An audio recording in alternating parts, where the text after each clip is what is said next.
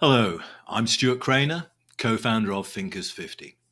Over the last 3 decades, it might even be 4 decades to be honest, I've written books, ghostwritten and edited books, rewritten books, published and promoted books, and sometimes suggested that a book may not be the best option at this particular time. So welcome to this LinkedIn Live in which we look inside the world of business book publishing. The motivations, the expectations, the payback, the processes, the business case for writing books, the joy, the occasional misery, the expectations, the disappointments, and much more.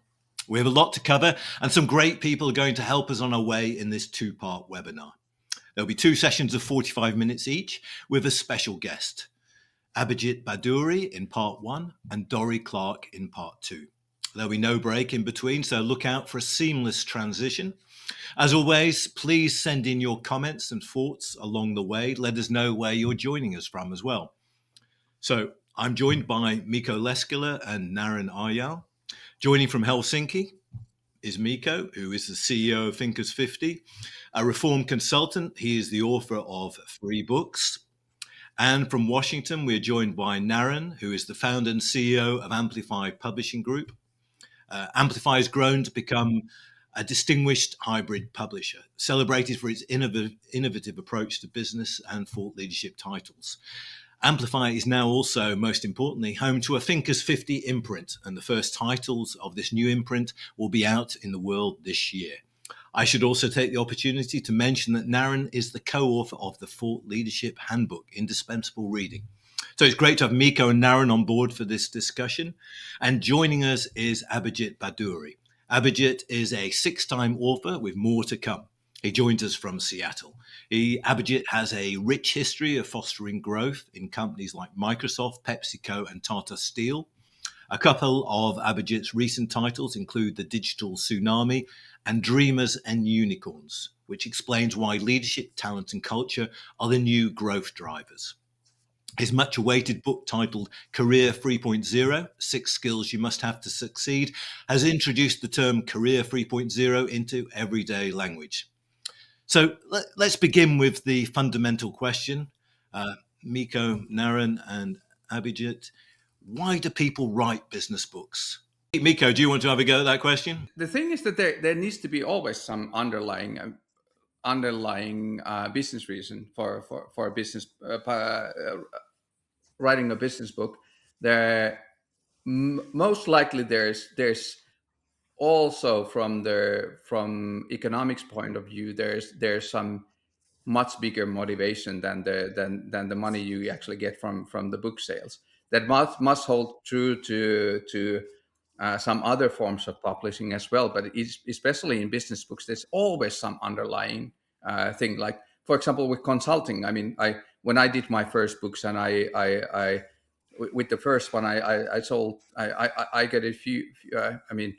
A decent amount of money, but from the book sales. But I was able to sell 4 million's worth of consulting over 2 years because of that. Just the first book, and yeah. So there's always some undercurrent there, some bigger reason that has a number to it.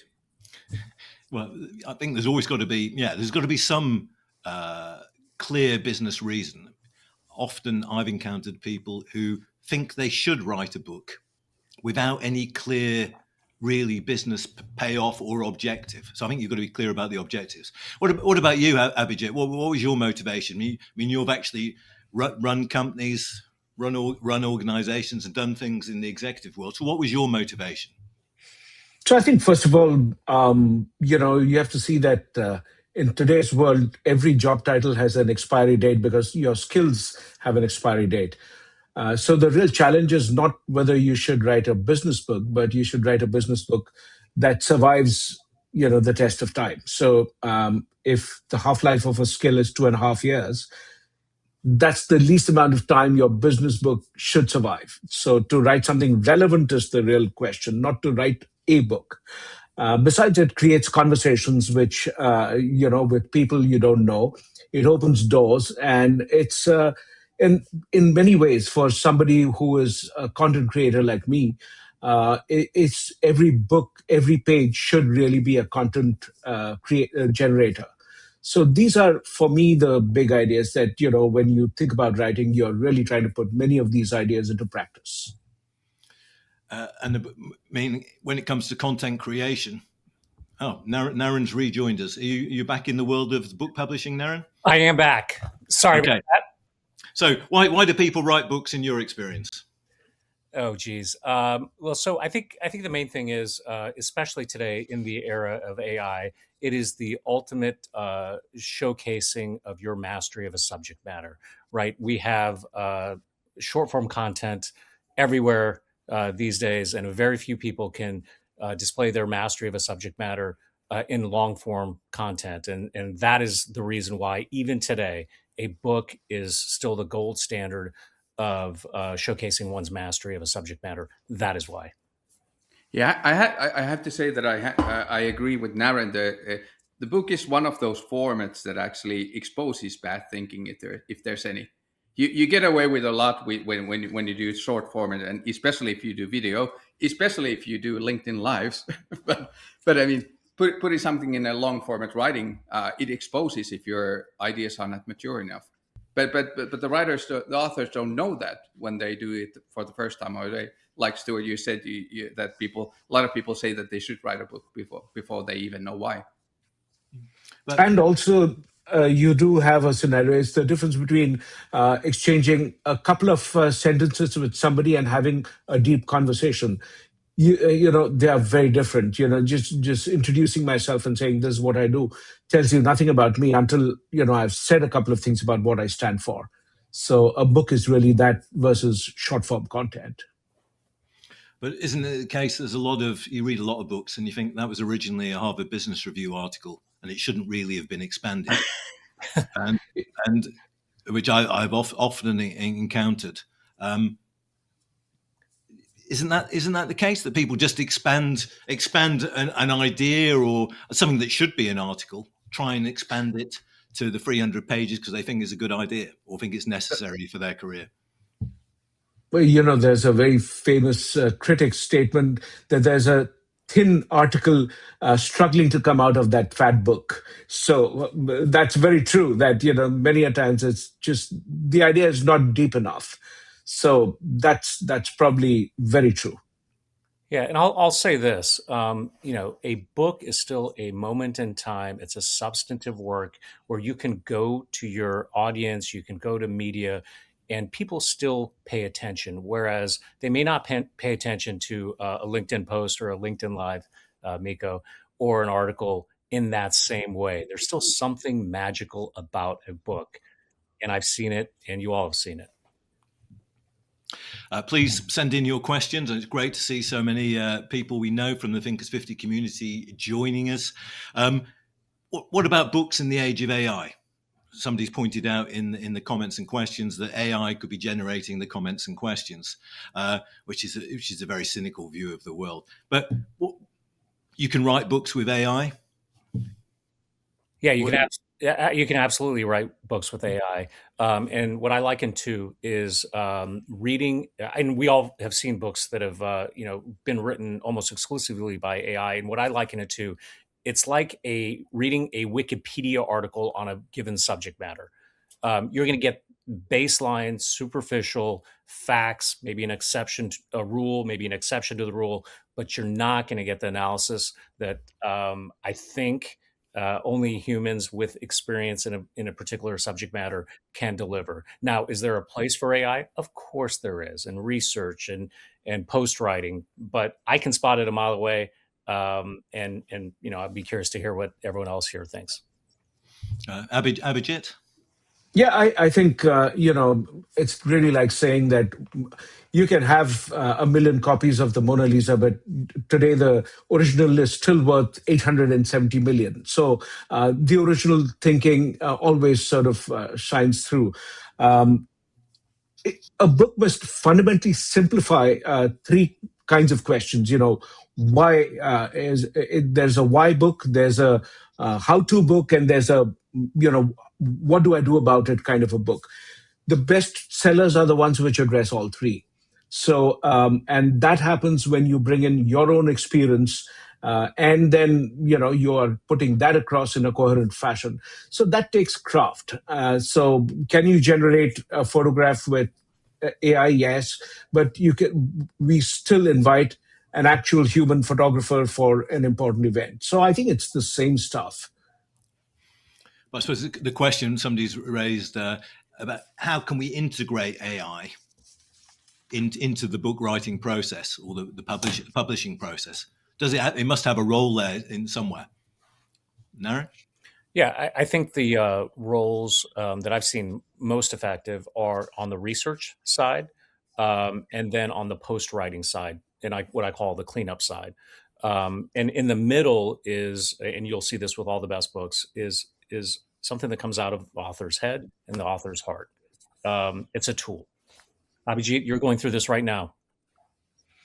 Yeah, I think for me, the process of writing is organic. So, you do have ideas and thoughts, which show up as LinkedIn posts, comes up through LinkedIn newsletters. Sometimes you combine those and you get the outline of a thought process. And it's not something that you can churn out in like 2 days. It's a very long drawn process. And the more you've thought about it, the sharper your thinking is. So that's how I would describe it. Use AI for maybe sometimes thinking through, this is the way that I'm putting the argument. What's the counter argument? That's a great way to use AI. Or to say that, what else have people said about this subject? Where have people disagreed? So use it as a critic. That's a great way to use it. But the writing must reflect your own voice. So that way, it's very different. Stuart, can I lift a couple of questions out of the comments? There's Danny Wareham asking because the way the discussion was framed just a while ago was that we were thinking, what does the author get out of writing the book? But he's raising the question of what is if there's often a different motive for a book that is on an unexplored subject that actually wants to start something new, some new discussion or some new area of expertise. So the book would actually be a creation of something in the real world. So it kind of changes the aspect a little bit. Perfect. Yeah, I think the process of writing a book, a number of people have commented on the process of writing a book is a learning process as well as for the author. Yeah, and if I could just jump in, it is a process, and anytime you try to circumvent the process, the final product, the manuscript, will not be as good as it possibly can be. Now, we don't want to overdo it and continue editing 100 times, but you have to go through that process, and the end result will be a better book because of it. And I've seen it so many times. And it's an endurance race writing a book. Nothing's ever easy, and those that go through the process and integrating AI into the process is part of it these days more and more. But again, process is the key word you said, Stuart. An endurance race. What about timescale? Let's talk about something practical as well. I mean, the first practical element is, can people make money from business books? How many people make money from them? I know Mikko mentioned getting clients as a result, but is that how people should be measuring it? The income from royalties, income from clients? Very few authors make a living being just authors, right? And so everyone should know that, and particularly in the world of business books, right? And so, for example, Mel Robbins, she makes a living doing a lot of things, but if she wanted, she could just be an author, right? I always tell people to know your why, right? Why are you doing this book? Because it's a lot of effort. It's an endurance race. We talked about that. And so that why is typically using the book to leverage how you monetize. And how you monetize may be consulting, maybe keynote speaking, maybe seminars, maybe webinars. It could be many things. And so the book is a vehicle to help you get your ideas out there, to help you monetize however you monetize. Again, most authors are not going to make a living just selling books. Yeah, if you're not from the royal family, you can't live off royalty. So that's the thumb rule. Having said that, I really think it's easy to say that it's really the book is the beginning of the process, and then there are derivatives such as keynotes, there are podcasts, there are articles. The book leads to further books, so all of them put together is the way that you look at it. And, if this is integrated with the work that you do, in my case, this is the work that I do. So I write about the work that I've done with clients or what I'm working on right now. So then if it's grounded in reality, it always, furthers that whole process. So that's how I would think about it. It's always in the derivatives. Yeah. And one more point about that is you should be conscious and align every stage in the process to achieve your why. And that means in the editorial stage, in the deciding which formats to publish in the distribution and the marketing, understand what this book is going to do for you and your career and make decisions that align with that understanding. And how long is the endurance race, Naren? How long is the process? Because people don't understand. People often don't understand the actually book publishing process, the timescales involved. They either come to you with an idea or a manuscript that have had lying around or they've been working on for years. What kind of timescales are you talking about? Well, I've seen it happen in as little as 3 months. I've seen it happen in 10 years, right? And I know that's a wide range. But this goes into the how are you publishing, right? Self-publishing is going to be far faster to market.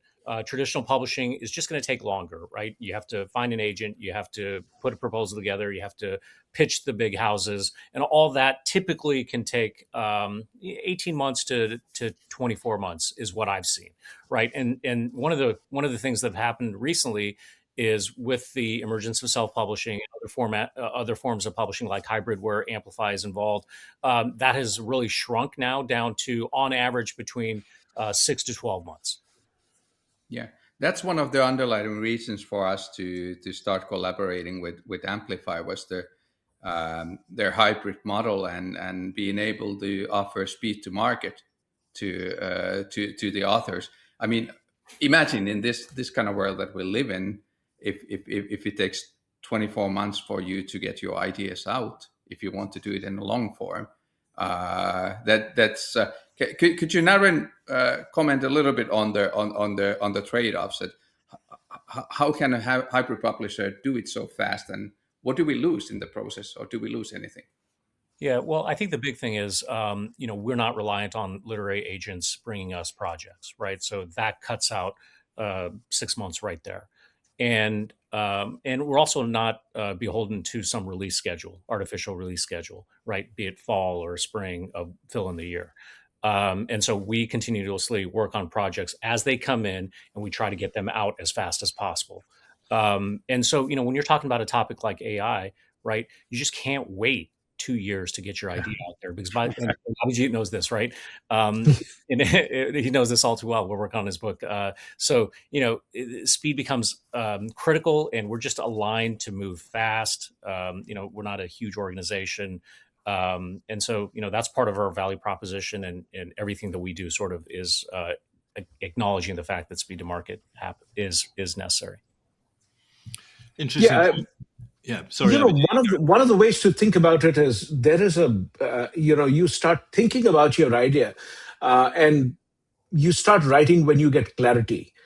So that's the whole process. And from there, then you find an agent. Then you go through the agent to reach the publisher. Some publisher is going to take 6 months to respond back to you. Then you respond back to the publisher with some changes, and this entire process is very tedious and very frustrating. So the piece to think about is you cut down the entire process of getting this book to market provided you've thought about the idea long enough. Otherwise, you can get a book fast to the market, but it's not going to survive there. So there are different things. So I think you cannot underestimate the power of a lot of thought going into what you are writing and why should somebody spend time reading your book. Because remember, you're competing in the age of Netflix.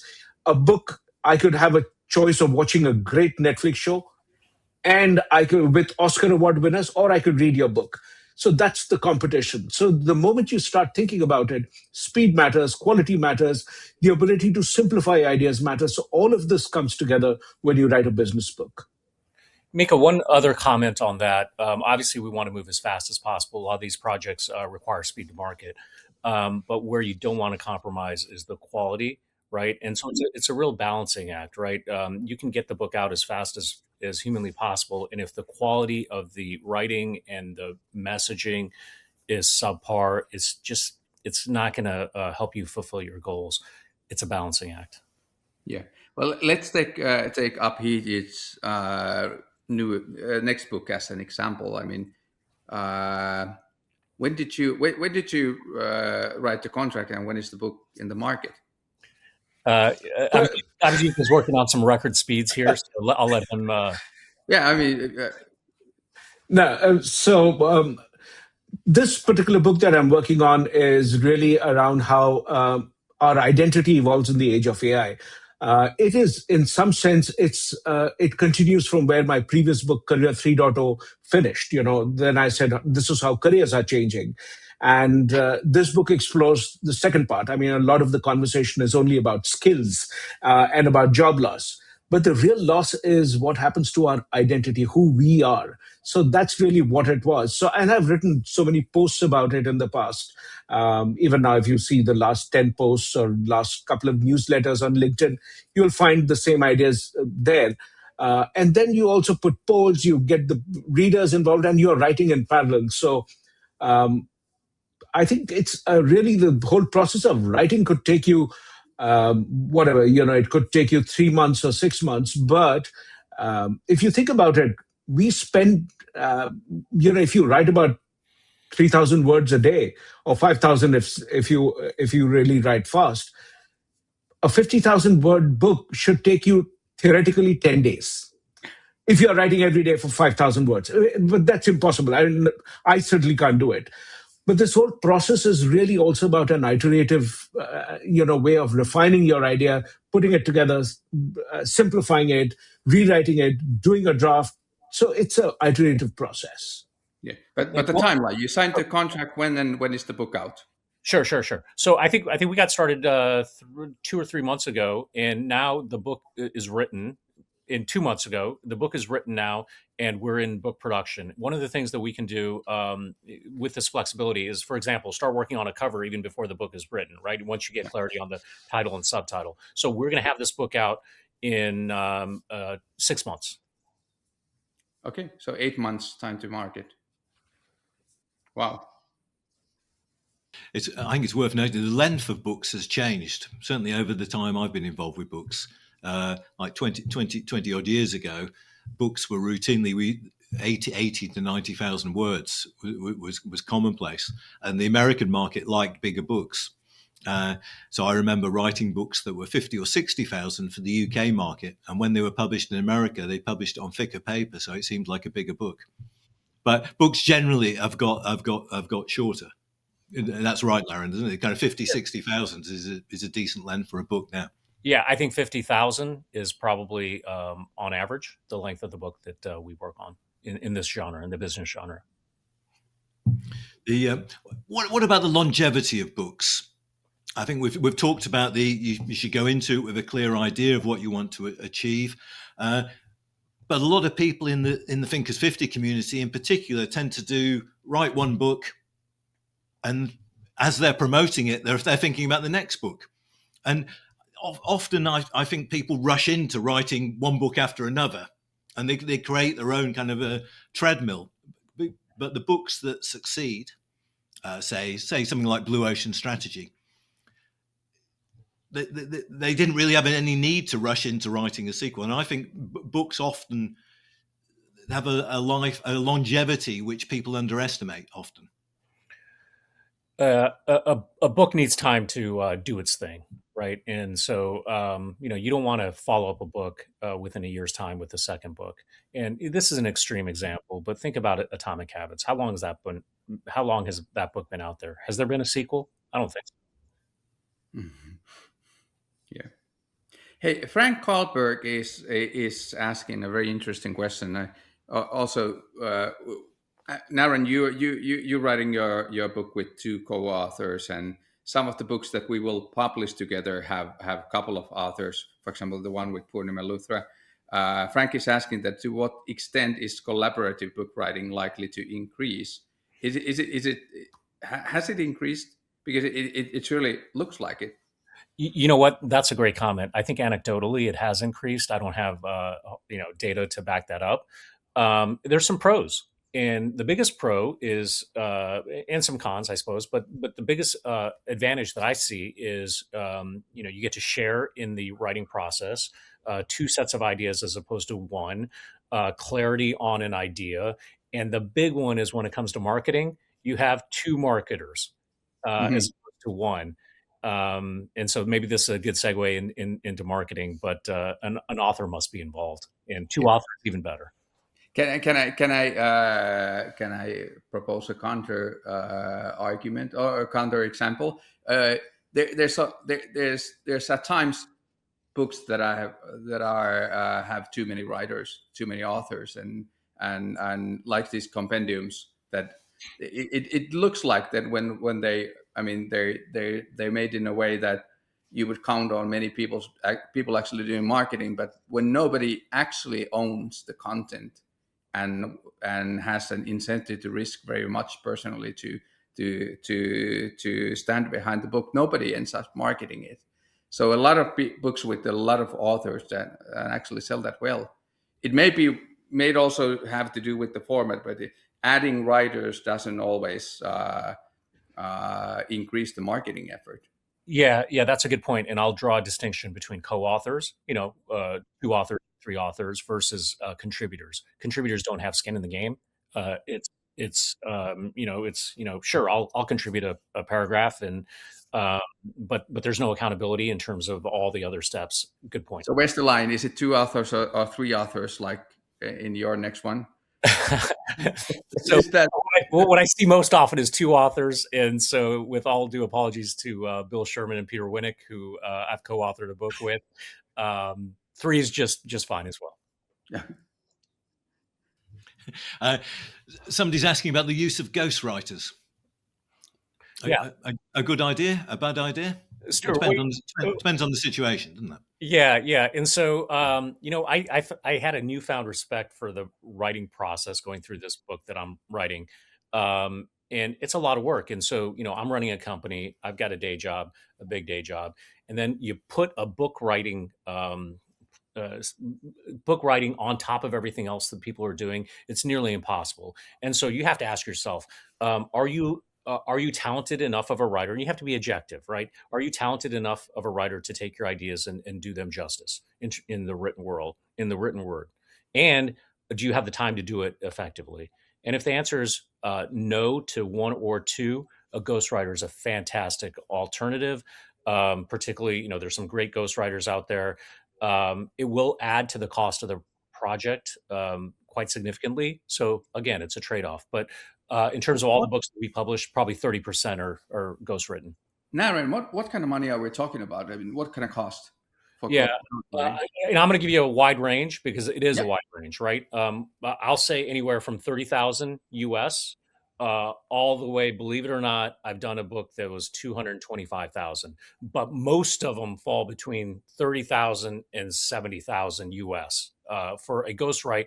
And this person is in charge of doing all the writing, all the rewriting. And you think about it, you're hiring somebody for a 6-month full-time job. So while it seems like a lot of money, you're getting a lot of value if, in fact, the collaboration is effective. We can't all be like Abhijit, churning out 3,000 words every day. Do you think of using a ghostwriter, Abhijit? I would find it very interesting. It's like, then what's the difference between using AI versus using a ghostwriter? So that's how I think about it, because my process of writing also brings clarity, to what I'm saying, because you write a paragraph and you read it and say, oh gosh, I don't know why I wrote that. You strike it off, you rewrite it. So the process, for me, that's how I write. I do multiple drafts. So I write fast, but I do multiple drafts, even for the newsletters and all of that. So each one of them, is a process of refining your idea. And that's really the magic of writing. So I really enjoy the whole process of writing. That's the honest truth. So I wouldn't do it. It's like sharing an ice cream. I wouldn't do it. Yeah, but Ben Slight makes a comment. There are shades between ghostwriting, development, editing, etc., etc. It's a very tailored process. I mean, Yes.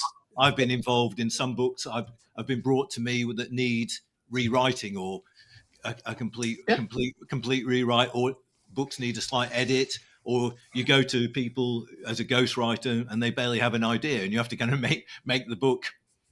You have to make the book work one way or another to earn your money. So yes, so I think there are different shades in ghostwriting and editing. Stuart, I'll add one more shade: writing coach, right? And so that is something we authors use all the time, particularly if you haven't been through it once before. A writing coach is a great resource, keeps you accountable, keeps you on a schedule, edit as you go, and so that's another option. There's quite a few questions about social media and social media followers. Do you need to have a huge number of followers? Well, obviously, having a huge number of social media followers one way or another makes you more attractive to a publisher. But is it necessary? Well, Abhijit's got 750,000 LinkedIn followers, so I would say it's a plus. I would say it's a plus, but I would also say that author's best friend when it comes to marketing a book is their email list, way more than social media. Yeah. And it's worth. I mean, the onus is on the author to promote the book. And it used to be decades ago. Authors used to sit back and wait for the publisher's marketing team to direct them to go to signings, etc. But now, I think, as we've seen in some of the comments, that people like Ruth Gotian see each day as launch day and are promoting their book day after day. The author's got to take the initiative. Abhijit? I absolutely agree. The way I would describe it is when you publish the book, the day the book hits the bookshelf, it's the equivalent of, it's the wedding day versus marriage. Marriage lasts you a couple of years, whereas the wedding is just one day. So the book launch is the wedding day. You engage with a community. So that community really is your set of readers, which is why for me, the process of writing, if you look at my last book, Career 3.0, the origin was, a conversation about some trends. It was a LinkedIn post that eventually became a newsletter piece. And then within that, as I was writing, I was bouncing the ideas with the readers in real time. And then, the book actually brings together a lot of ideas, plus something different. So you create, so you sort of pepper it with your own observations. You talk about others' examples. And there are examples of people here in the audience today who have been featured in that particular book because they are real people. That's the whole process. To me, when you're doing that, it always brings in something which no AI can ever replicate. So for me, that's the process of writing. It's a very long drawn process. It's iterative. And then you kind of really, then there is a process of transcribing it. So you get your ideas together, put it in a sequence and write it out. So that's what is different. Tamsin Webster is making a number of really, really useful comments and says the book is a snapshot in time. And the community is how you keep the book alive and the idea relevant. Absolutely. Perfect. So I think what Tamsin's saying, a book isn't an end point. It's got to be part of building a community, or it's got to offer interactions or something, or develop relationships with readers. That's a great point. And what I always say is, so you've written the book, you've had a pub date. Congratulations. This is an American football analogy. You're at the 50-yard line, meaning you are halfway home. Yeah. Abhijit, I'm curious to hear. I mean, with your kind of LinkedIn following and you must have also an email list, do you? What's happening? I mean, how do you market your book? I mean, you have it now coming out in a few months' time. What happens? What's happening at the moment? What will happen when the book is out? So right now, I'm actually in the process of refining the idea. I like to do multiple drafts. So for me, when you are printing it, I'm almost writing till the very last day. So that's one part of it. But you bounce the ideas off. Even now, if you see, I mean, I've put a whole bunch of them in my newsletter, on LinkedIn. I've put articles on my own website, abhijitbhaduri.com. It's there on Substack in another different format. And you see the response. And then from that, you kind of add the idea and say, oh, maybe this didn't work. Then you create a small post. So it's a very iterative process. So I'm writing in real time in conversation with the readers. That I think is absolutely precious. A larger community of readers actually gets you a lot more perspectives about writing. So that is the most powerful thing which you can always leverage.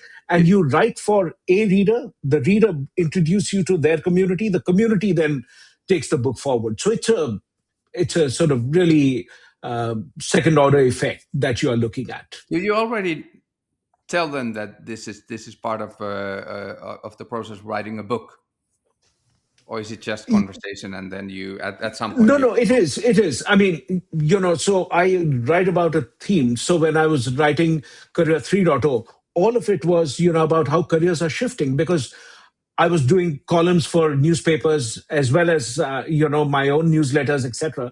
So you're writing about different trends. You read a statistic, you see an example of somebody doing something, and then you kind of begin to see a trend from your own perspective. You're not picking up a trend from a newspaper report. You're actually watching something happening in real time. And as you read more writers who have written about this, so right now, for example, if I look at the word of identity, you're not just talking about the academics who are writing about it. You also see what's happening in real time. I coach executives. So, for example, somebody was telling me the other day, I used to be a software writer. Now I'm, just validating what AI creates. It's a degradation of your professional work identity. To me, that line was so powerful. And I thought, my God, I mean, wow, that sounds like something, that you want to crystallize. And I had sort of, talked about the idea a little bit before, but this line put everything together. And then I heard many more versions. So it's really like, if you say, look around at all the things which are read, you'll find a lot more, so it's that process also. Hey, Mikko, and I suspect if you look at Abhijit's LinkedIn starting now and moving toward launch, you're going to see a lot more on identity as related to AI. Yeah. His job and all authors' job in this period, pre-sale, is to cultivate an audience, get them interested in what the book's topic is about. And in the book itself, he's got 300 pieces of content that he can start dribbling out over the next few months. So when he makes that ultimate ask of pre-ordering his book, he's done the legwork, established a connection on this specific topic. Yeah, here's a hot tip to everybody who's interested in Abhijit's topic. Subscribe to his newsletter. You get to become part of the book writing process, I guess. Yeah. Challenge him. Thank you. Thank you. So, I would love it. So it's not too different from what Charles Dickens was doing in the 19th century, writing books in installments, and presumably along the way taking in comments from his audience. Yeah, Jennifer Zach was asking, is it different? Is there difference of value between email lists and LinkedIn newsletter lists? Have you noticed anything such? I don't know. I don't have a newsletter. So I don't have an email list. Whatever I do, I have a community that I reach out to. So everything from a poll to a post to a newsletter to a video to a podcast, all of it. But there's a continuing piece. So if you sort of really think about it, I wrote Dreamers and Unicorns, which was the book I wrote in, I think, 2020. In 2022, I did Career 3.0. So Dreamers and Unicorns had one small section on, so it was like, a couple of pages in Dreamers and Unicorns. That also is the title of my newsletter. It's also the title of my podcast. And then as you bring that in, those conversations actually refine your own ideas. So it's a very normal, ongoing process. You don't, maybe somebody who writes a phenomenal book, those are the guys who are really talented and gifted. I just think I like to work along with my audience and build that. So for me, that's the process that I find valuable. And obviously, you can harvest email contacts through your newsletter as well. So, that's something to think about. I mean, if the idea is good, people reach out to you, and your newsletter subscriber list grows. But if your ideas are not very good, I mean, I'm sure in your bookshelf you have a book which you thought was good. When you read a couple of pages, you say, it's not all that great. So yes, you will get royalty when you sell the book, but you get loyalty when the person continues to read and engage with you. So for me, that's more precious. I have to say, I like your wordplays with the royalties and the loyalties. So, but let's talk about the market. I mean, the received wisdom is that books are historical, hard copy books, and the main markets, the audio market and the ebook market. What's your views on that, Naren? Yeah, audio books have, for instance, have grown a lot in recent years. Yeah, that's right. So the audiobook market is growing. I think the trends over the last few years. The audiobook market is growing. The ebook market is staying flat. And to everyone's surprise, the physical hardcover book or physical book continues to hold its own. And so the reason is Abhijit's book's coming out. It's going to be very difficult for him to sign an ebook. Right. And so people just love still the physical book. And as the book gets out into the wild, what you'll see typically is the percentage of ebook and audiobook sales will go up, and the percentage of physical book copies will go down. And that's a good thing to keep in mind as you track the book and to see if it's getting into other levels and other communities. So where do you think we'll be in 10 years' time then, Naren? Will the balance have changed dramatically? You know what? My prediction is it will not change dramatically because what I've said about the physical copy. It's still a personal connection, something you can sign, something you can hand to somebody. For keynote speakers, they're selling them at the back of the room. I think I could be wrong. I probably am wrong. I think it's going to hold steady where we are today. I'd agree with that. I think, it's going to be an and world. You will have people who prefer to listen to a book as they are sort of walking somewhere, or they're going on their commute. Some people like to read it on Kindle because, it's easy to take stuff along. I do all of the above. I listen to audiobooks. I am a very avid podcast consumer. I also read, take my phone along. I read on the phone. I read on the Kindle, and I read physical books. So I think it's a combination. All of us do all of the above. Abhijit, thank you very much. As we said, this is a webinar of two halves. Thank you very much for joining us for the first half. Really appreciate your insights. As Mikko said, please feel free to join Abhijit's newsletter and following him on LinkedIn, and of course buy his books, existing books, and his forthcoming books. Abhijit, thank you very much. The audience is getting restless. They're talking about drinking games and all of that. Maybe we should give him a QR code to look at. Just to, so there's, yeah, that just as a reminder, you can go there and learn a little bit more about our imprint with the Amplify Publishing Group. We have at the moment 5 books already in the making, coming out this end of this year, and more to come, hopefully, with you, Stuart.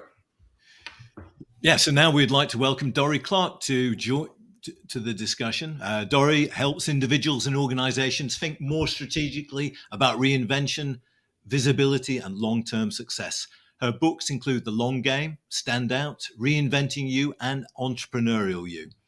Earlier in her career, Dorie worked as a journalist, a presidential campaign spokesman, and a producer of a Grammy-winning jazz album, experiences that continue to shape her perspective on influence, narrative, and credibility. She also writes musical theatre, but that's another webinar. Welcome, Dorie, and perhaps you can pose the first question to Dorie, Mikko. No, I actually don't have a question yet. I have some very hard proof that Dorie is actually the queen of building personal brand. Here's a special issue of HBR from last year with about 20 articles. 6 of them were written by Dorie or co-authored by Dorie. It's a special on building a personal brand. Maybe the question is that, Dorie, how did you become that?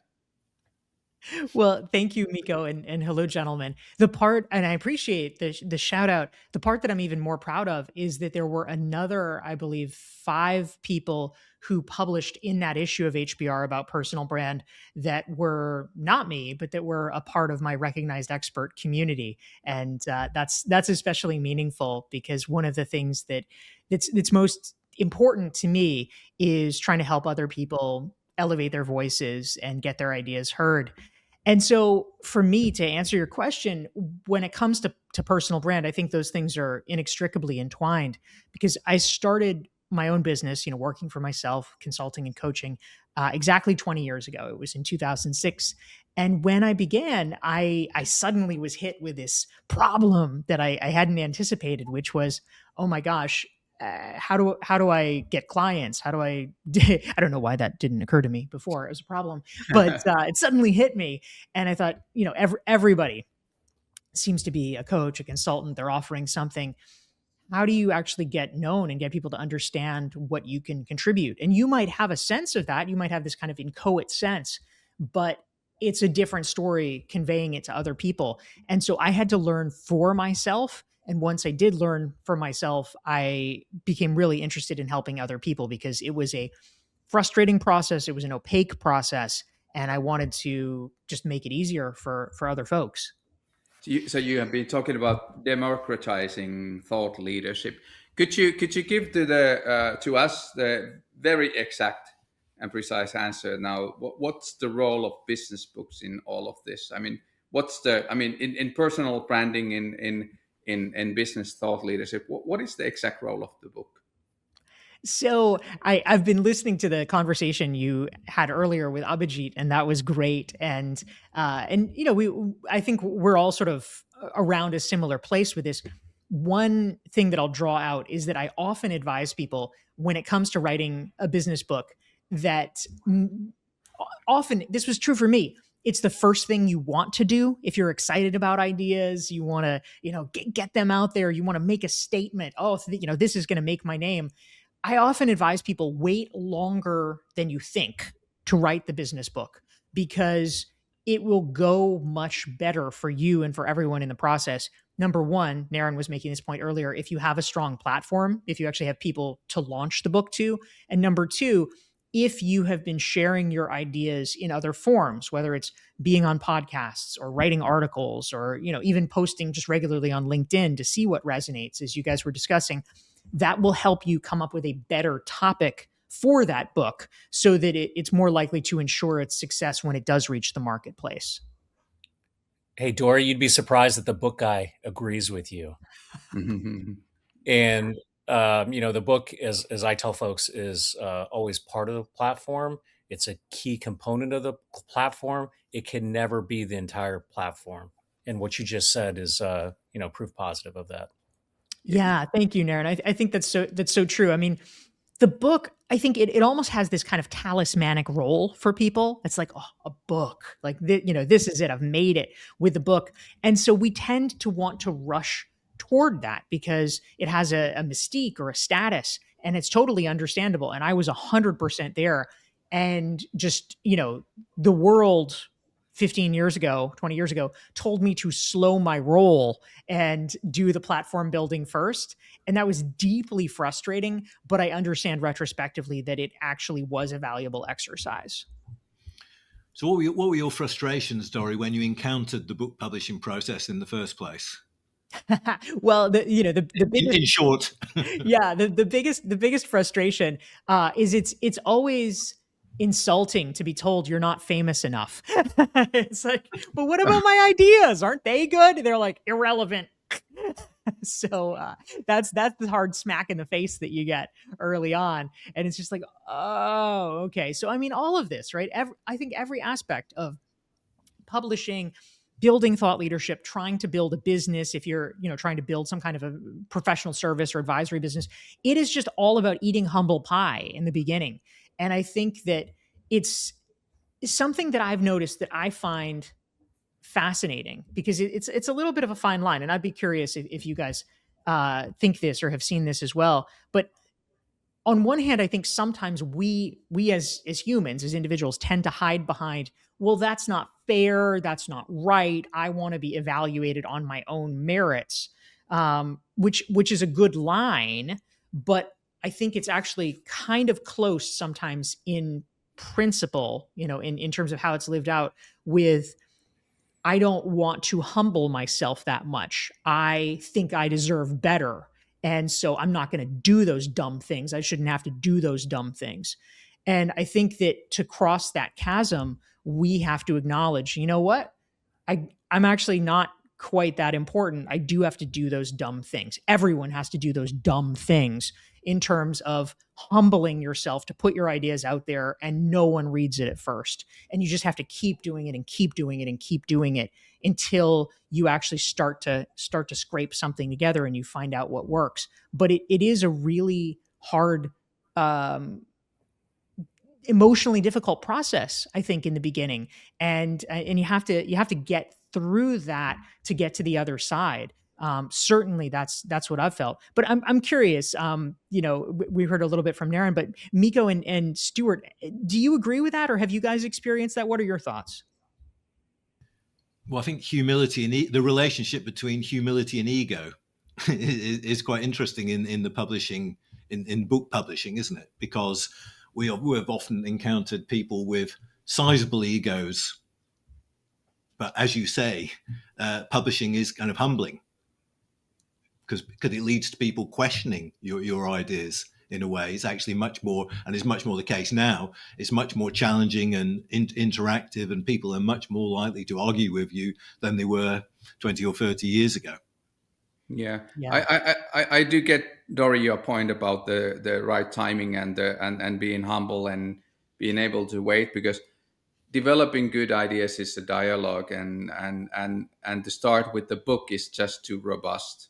I mean, it can't. I mean, it takes a miracle for that to work in today's world. So you need to have that kind of platform to share and test those ideas first, and that might be the humility part of it all. Or you could just, go and do self-publish something small and just put it in the market, not invest that much into it, and see how it resonates, and then find out that it doesn't resonate at all.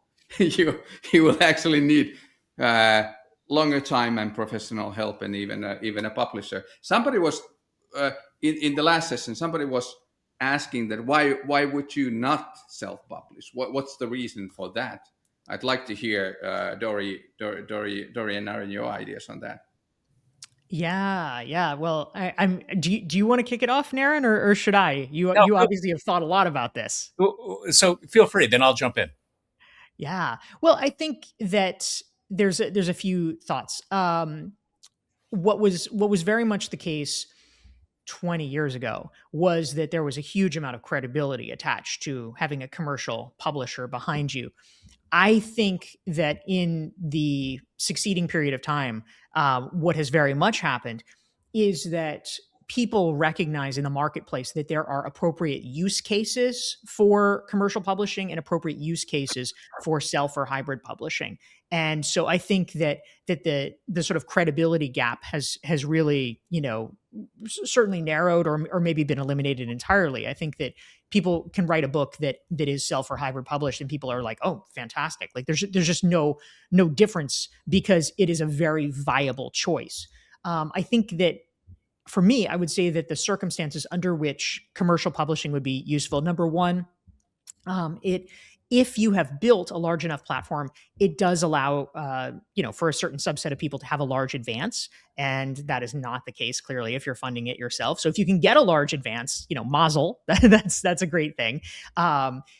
Typically, that also kind of ties in because while it is true that in the end, the author always has to be the person responsible for the marketing, if you have a large enough advance, it does kind of trigger a little bit of a too big to fail situation. And so the publisher is more invested in supporting you with it. So that's true. I do also think that most consumers don't notice or care about who is publishing a book, but in some cases, if you are building your career and you are sort of trying specifically to amass different forms of social proof that can kind of validate your ideas in the marketplace, it can be useful. People have heard of it. Oh, I know Harvard Business Review Press. I know, Harvard Business. I know, whatever it is. And that can be sort of, I wouldn't say it's determinative, but I can say, it's a little extra nod of like, oh, these reputable people support it. So those are a couple of good reasons, but Naren, what do you think? Yeah, great analysis there. So I am a huge fan of self-publishing. More and more authors are succeeding self-publishing today than ever before. Having said that, more and more authors are self-publishing today more than ever before. So, there's a lot of competition out there. And, speaking to what Dorie talked about, the traditional pathway, yeah, it's a stamp of credibility. And if you can get, and my advice is always the same, if it's important to you and you understand the time that it takes to get from conceptualization to market, absolutely go for it and get the biggest advance you possibly can get. And so, not all advances are large enough to make it worth some of the other things that you got to trade off. And the beauty of where we are today in the book industry is there are options for everybody. There's no right or wrong answer. We've sort of come in and occupied, and there's other players in the space, the hybrid publishing space, which continues to grow quite a bit. And, we've been growing along with the market, which is sort of coming to our direction, the non-traditional pathways. So there's no right or wrong answer. There's just choices, which is at the end of the day, a great thing. How do you measure the success of your books, Dorie? Think about your book, The Long Game. Can you talk us through the process of that? Because it was a bit different from your previous books. How long was the gestation period, and what did success look like when you were shaping it? Stuart is trying to ask. Stuart is British. He cannot be as direct as I. He's asking, how many did you sell, and where did you draw the line? What would have been a success? How many copies? But there might be other. Dorie's probably a bit more rounded in her measures of success. Is what I'm getting at, Mikko. Yeah, I'm reading this book, How to Be a Brit, and I'm helping us. Your workplace manual. Yeah. But you shouldn't you believe everything you read in books, obviously, Mikko. Anyway, Dorie, how do you measure success with something like the Long Game? Yeah, thank you. So let me try to answer both of your questions. The literal answer, Mikko, which might sound not even correct, but I'm happy if you guys can vamp for a minute. I'm happy to look it up in real time and tell you. But I actually don't even know off the top of my head how many copies I've sold of it. An interesting thing about traditional publishers which probably Naren does it differently, which would be amazing. But they only give you statements every 6 months for sales, and it's the trailing 6 months. So it kind of comes so infrequently. It's almost like it becomes very, very difficult to track your actual marketing to a sales impact, because you're getting the data like a year later. It's kind of wild in the modern economy how that works, but it's very, very common among publishers. And so I don't actually even know the latest data. But the way that I think about it, Stuart raises a good point. So when you write a book called The Long Game, definitionally, you probably want to take a long-term perspective on it. Otherwise, it's a bad look. So what I had done with my previous 3 books is I was very eager to establish myself and my ideas. And so I also, I'll be honest, was kind of worried about the nature of the publishing industry. Like it was changing very fast, and I really wasn't sure. I'm like, is publishing going to be around? Like, is this even going to be a thing? And I knew I loved books. I wanted to write books. And I'm like, all right, well, if publishing is going to somehow collapse, I mean, it didn't, right? But at the time you're wondering, if it's going to collapse, all right, I need to write a bunch of books fast to get in under this closing door. So I ended up publishing, at this like breakneck speed, Reinventing You in 2013, Stand Out in 2015, Entrepreneurial You in 2017. Boom, boom, boom. And that was great for getting a lot of IP out there. And I feel proud of those books. But what I realized, I had heard the publishing advice previously, the best way to sell your last book is to write the new book. And what I learned, I think anyway, is that is true probably if you were writing romance novels or series mysteries. I don't actually think that's true for business books, because what you need to do for business books is to have a big idea and just keep sharing it and keep promoting it. And otherwise, I think you're almost stepping on your own message. And I realized that at a certain point, and I thought, wait, that's not what I want to do. I want to have, big ideas that make an impact, and that actually I am giving sufficient time to promoting. You think about Angela Duckworth.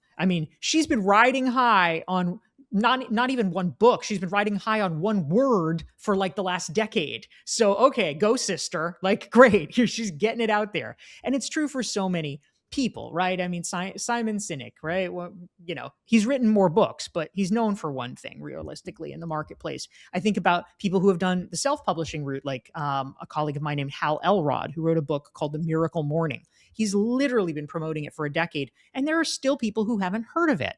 And so it's almost like a limitless audience, and you have to recognize that there needs to be a lot more repetition and iteration than you think. So for The Long Game, I decided I would spend 5 years promoting it. And so that is what I have done. I have just signed a contract for my next book. And I'm working on that, but I've spent a good half decade promoting the concepts of strategic thinking in the long game. And I will continue to do so.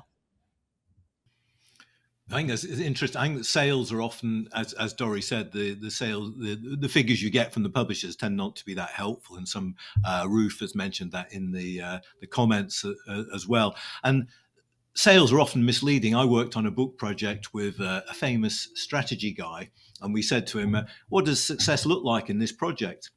He said, "Well, to be honest," he said, "the 7 guys in the Pentagon. I would like each of them to have a copy of the book." Yeah. And then when the book came out, we talked to him and said, "The guys in the Pentagon, did they get the book?" He said, "Yeah." He said, "I've got millions of dollars of consulting with those 7 guys." And so selling 5 million copies throughout the world it's nice, but it's not necessary for most of these books. And I think your comments, Dorie, as well, about the longevity of books. I think authors can be more patient to promote and maximize the impact. The impact isn't a matter of just a month or two. It is over an extended period. That's really true, Stuart. And I'll say also, part of literally for all of us, the idea of playing the long game is that there are peer pressure or societal pressure that I think somehow as authors we tend to succumb to, because I mean this is just natural. This is just conversation. It's not like people are doing a bad thing. But the minute you publish a book, it's been out for 5 seconds, they're like, so what's the next one? And you feel like as a result that you need an answer for that. And I think that often the proper response is, this is what I'm working on. I'm going to keep working on this, but it sounds boring. And it sounds like, oh, you don't have a good answer, but you have to resist that internal pressure to come up with something pleasing. Oh, here's my next thing. Because jumping to the wrong thing prematurely, I have learned, I think is less helpful. Hey, Dorie, you said 5 years, and I love that. And, of course, we'd expect that from you, the long game, right? I tell authors, like, this is what you're doing for the next year. You're putting your head down. You're not going to, you're not going to check Amazon daily or hourly or every 15 minutes, right? I mean, this is what you're doing. You put a lot of time, energy, and sometimes money into it. Get this idea out there as wide as possible. And so 5 years, kudos. Excellent. Great advice. Yeah. Thank you. I appreciate it. And I'm curious, I mean, from a Thinkers 50 perspective, Stuart and Mikko, when you think about a business book, I mean, I know nowadays you guys are having awards for kind of the list of kind of all-time great business books. You have a list for top business books of the year. So obviously this has significance, but how do you, in sort of this world of like changing modalities, right? People say, well, does it have to be a book? Maybe it could be a podcast series or, whatever.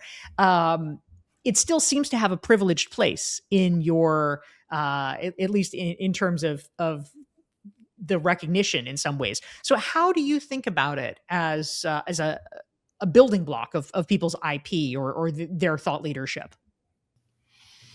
Well, books are beautiful things, and the business books, when they're done well,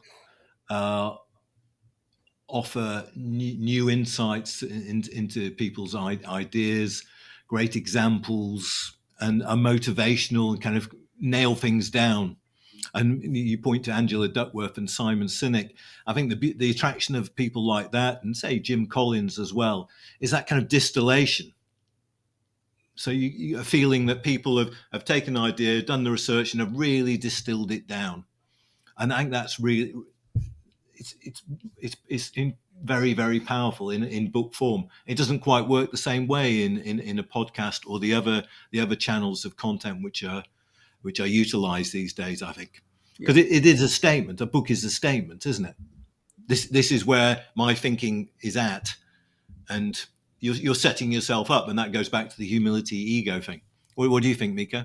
Yeah, I also do think that because of you cannot. I mean, of course, we all read a lot of books, but you cannot really read a lot of books. I mean, truly read and truly understand you. So you need to choose very wisely. And the way how we source the ideas for example, the best management book list is that we listen to the community around us, who they're reading. I mean, just like, well, I don't want to take an example. I could take a very good example from their books. I can't. I mean, it tells us a lot. I mean, again, we are not very interested in how many copies that book sold, even if that is interesting. But more interesting is that who has actually read the book and make good comments on it. And there's this world of these blurbs that we all familiar with from people who haven't really read the book. And then there's those discussions when somebody comes to you and said that I read this truly interesting book and I have this thought because of it. And then you know that there's actually something into it. And so we chase after those. And that's, I mean, the book as a format is the ultimate test because it takes time to read a book. Maybe that's why it's so appreciated. A question for you, Dorie. As the international success of your book, was that important or something you targeted, like particular markets? You want to be big in Germany or you want to be big in Asia or anything like that? How important has it been to you? Yeah, I certainly was interested in it. My books have been translated into about I think it's either 14 or 15 languages, which is wonderful, and it's super fun for me. I mean, I have a shelf over here of international copies. I wanted it to be reachable for other people. First of all, so the ideas could spread. Second of all, because certainly at the outset of my career in particular, I was like, oh my gosh, I want to travel to all these places. This is a fantastic opportunity to do that. And I've been lucky enough to give book talks, everywhere from Thailand to France to Hong Kong. But so that's been a lot of fun. I think that certain markets, and Naren, I'm sure, knows much more about this than I do. Uh, Certain markets are harder to get translations in. So for instance, in a lot of the European markets, uh, many of the people actually speak English anyway, and so they're just going to buy an English copy. So it really takes a lot for a book, for instance, maybe to be translated into Finnish or something like that, because people will just buy the original book. But in Asia, that's a very heavy translation market. So I've got lots of Asian translations, which is wonderful. Something that was actually particularly exciting for me, because I felt like, oh, they get it. This is like a sign they get it. Is the long game apparently has, I have heard multiple reports, multiple uncorrelated reports. So I believe this to be accurate, has actually become quite popular in Japan. And that's really cool because Japan is in many ways the epitome of a long game society.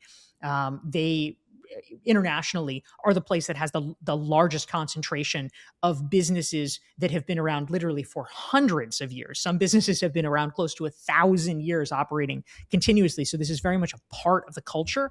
And so for the book to have resonated there, to me, that's a sign of, oh, good, that it accomplished what I wanted it to do. Because for people who would appreciate such a thing, I wanted them to see it as a good exemplar of that mindset. You talked, Dorie, about the relationship between the book and your keynotes. At what stage does the keynote emerge, or does it create a market for your keynotes? In what way does it? Does the things work together? The books definitely create a market for the keynote. Absolutely. The caveat around it is that you need to always be mindful, like, what is the goal of the book and how does it tie into keynotes or not? So for instance, I'll tell you what did not drive keynotes. And it's okay because I wasn't intended. Entrepreneurial you can if you think for 2 seconds, you can probably imagine not super interesting to a corporate audience. That's okay. One of the things that is different or notable about my business is that I've never actually been willing to commit definitively to either B2B or B2C or as an orientation. I like doing both. And so I actually have sort of embraced that as a unique part of my business model, is that I do plenty of B2B, business to business stuff, and do talks for corporate audiences. They really like the long game, for instance. So long-term strategy, companies like that. I would say also, and you can draw asterisks because sometimes people are concerned, but in general, they like it, of reinventing you, because companies know that at the enterprise level, they need reinvention. At the individual level, they want their employees who maybe are doing something that is less currently useful to the company to be able to pivot into something more useful. So that's been positive. So I have anchors there. Entrepreneurial You was really a bid to build my B2C business, which is involving my Recognized Expert course and community, which over the past 10 years has become really quite robust. We've got over 1,000 people in it. And so I enjoy being able to speak to both of those markets. But I think the question is always, for each individual book, what purpose do you want it to solve in terms of your overall business flywheel? I'm curious, Naren, you have gotten to have a bird's eye view of all of this. Is there someone that you've worked with or that you know of in the marketplace that you feel like has done a really fantastic job of having their book become a flywheel for their business? Yeah, a lot of examples, and let's just go back to the keynote example first. And there are keynotes that end up as books as well, right? So it doesn't always have to be a book driving keynote. And we got examples of authors that will sell 75% of their books in connection with the keynote. And so it's all about being intentional, right? We go back to the why. What's a win look like for you? And so for author A may just be purely book sales. This person is in the minority. For author B, C, and D, it may be to unearth those keynote opportunities because that's how they monetize. And so it's really about understanding what moves the needle for you. And listening to you speak, Dorie, I love how intentional you were and how you had a mission and a purpose for every book, and you correlated the book to a particular market that you wanted to go after. And so that intentionality is something that I think a lot of people can learn from. I also do believe that Dorie, the fact that you're also in the B2C market, I mean, you're deep in the B2C market. It does require more skill and more planning. It's easier to, I mean, the tickets in the B2B market are so big that you can once you kind of find the right message, you can sell projects worth of hundreds of thousands or even millions. But to convince each and every one of those readers to actually buy your product after the book, that is quite a trick. Yeah.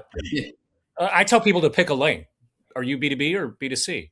And so you have defied that that bit of advice, it seems. And so there's some risks associated with that, right? When you don't have a finely tuned idea of your target market.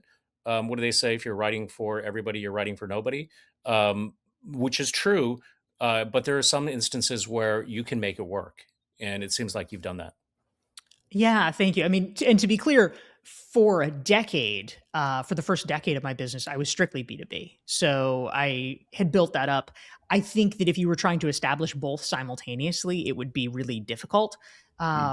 What I started to come across once I hit about the 10-year mark in my business was that there were a lot of people that were coming to me that basically had a variation of, your business looks really cool. How do I build something like that? I would like to learn how to build something like that myself. And so I discovered it was gratifying to be able to help them do that and to hopefully get there faster and to make an impact with their own ideas. Within that community you've created, Dorie, have attitudes to books changed? Do people see within your community? Do people see books as ways to advance their careers? I think that there still very much is the goal of writing books and having that as kind of a capstone of your ideas. It's not the only game in town. There are certainly other goals that people have. Things that get talked about frequently in the community are writing for high profile publications, building a paid speaking career, books for sure. I think those are often some of the more obvious markers above and beyond just growing your business. But literally just a week ago, I did a post on LinkedIn, and it was me holding a stack of books, and it was like the latest tranche essentially, because so many people in the community have published books, and they're kind enough to send them to me. But I had this, like here's the new crop of people, and celebrating them, putting their ideas out there. But it still is very much a goal, and I think an aspirational marker of like, yes, I have arrived. I am putting my stake in the ground in terms of intellectual property. And where do you see the book market going in 10 years? In another 10 years, do you think you'll be publishing hard copy books? I mean, I hope so. I have grown up with books like you guys did, and I love them. I think that for people who are into books, they are really into books. It's almost like a security blanket, right? Like, if you go to some event and it's horrible, it's like, well, if I have this, then I don't have to be bored. I can just, you know, your special friend that you bring along with you. But I certainly recognize that it's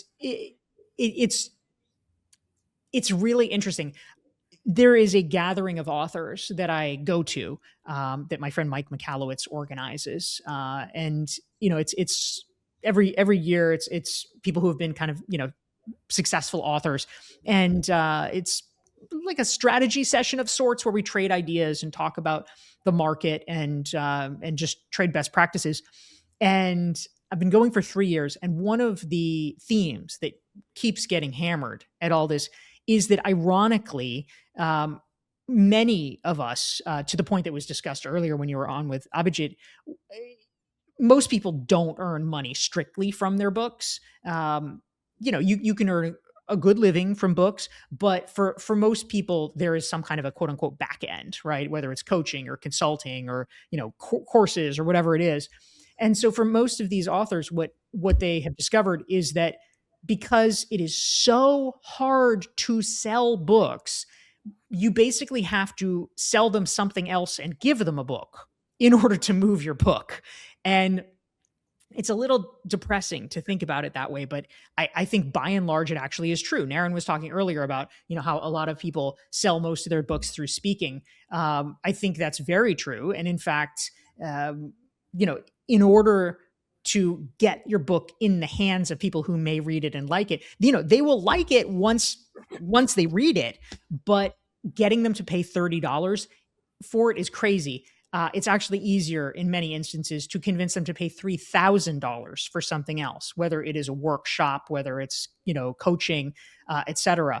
So I think people are so busy and overloaded. The idea of, wow, would I pay $30 to give myself 8 hours of homework or whatever it is? Mm-hmm. They kind of don't want to do that. And so we have to be really creative, because it is still, I believe, an incredibly valuable idea transmission packet. I want to write books. I want people to read my books. And it is an ongoing puzzle how to get them in the hands of willing people who will consume them. If I could just jump in, selling books is hard, right? Everyone listen to that. Selling books is hard. I tell authors that there's more value in getting somebody to your website than getting them to buy a book, right? And so why? You go to somebody's website, you see what they do, what they talk about, how to book them for a keynote. That is in the long run more valuable than actually buying the book. But they're going to get to your website. How? They've heard of you. They've heard of your ideas. They've heard of your book. They've seen you promote your book. They've seen somebody else comment about what a great book this is. Get them to your website. Great advice.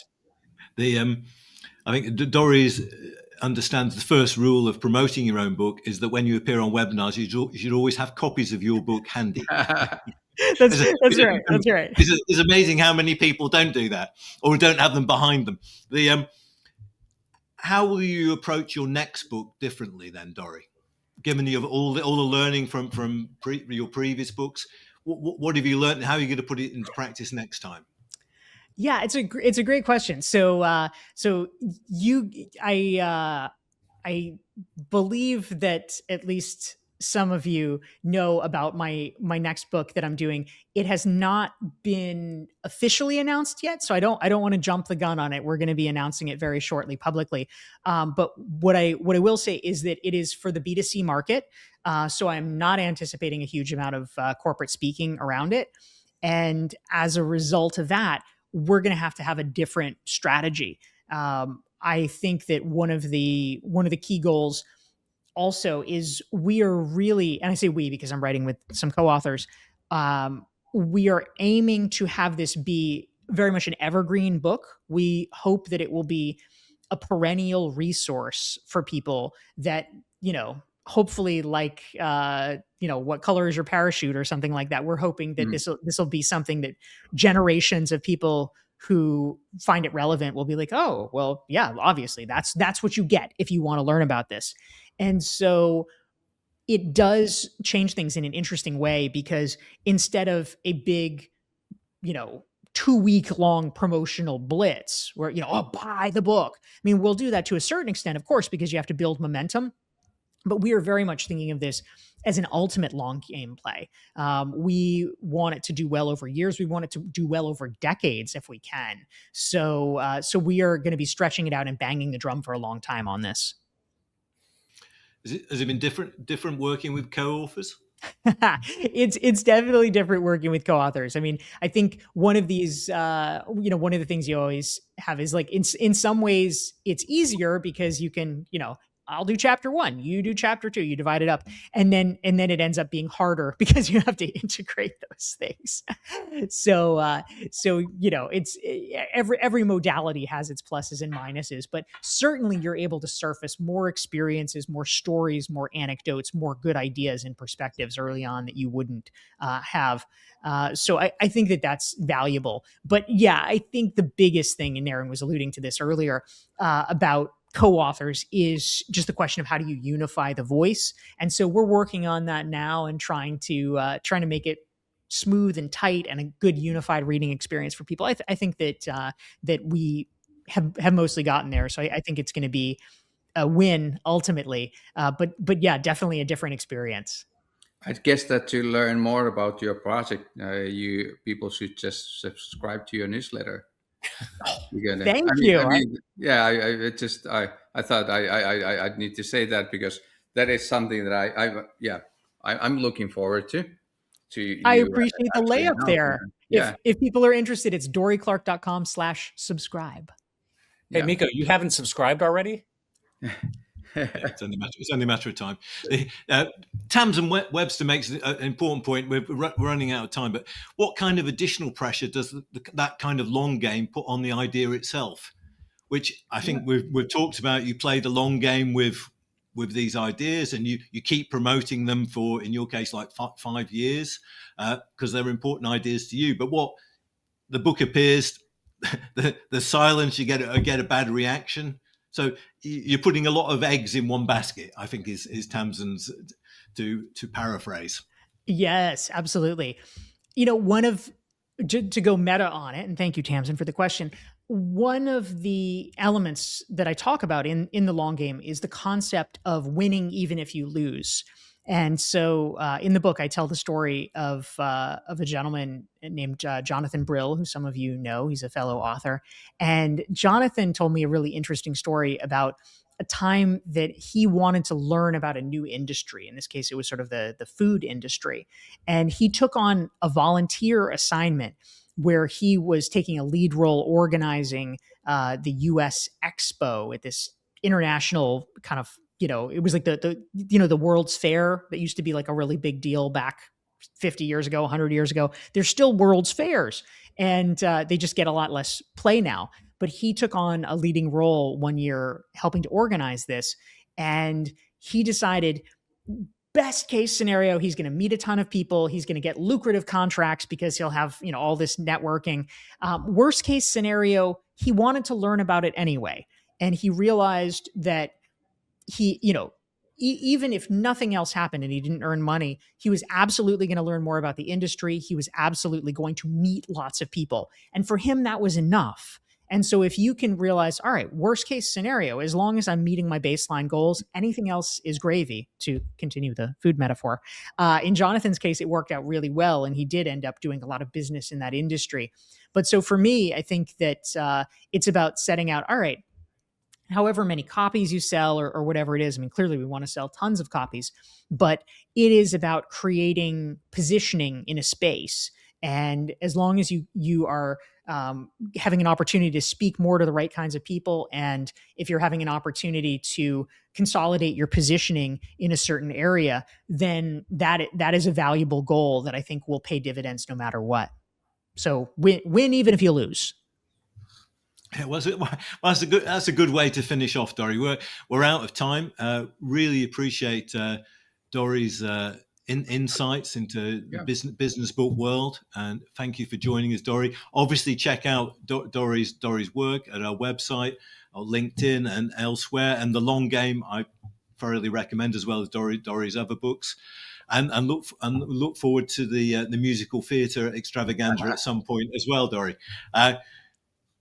Naren, thank you very much. You can check out the partnership between Amplify and Thinkers50. We're looking forward to books being launched later in the year, and really appreciate Naren's insights on the realities of publishing. And check out his book, the Thought Leadership Handbook.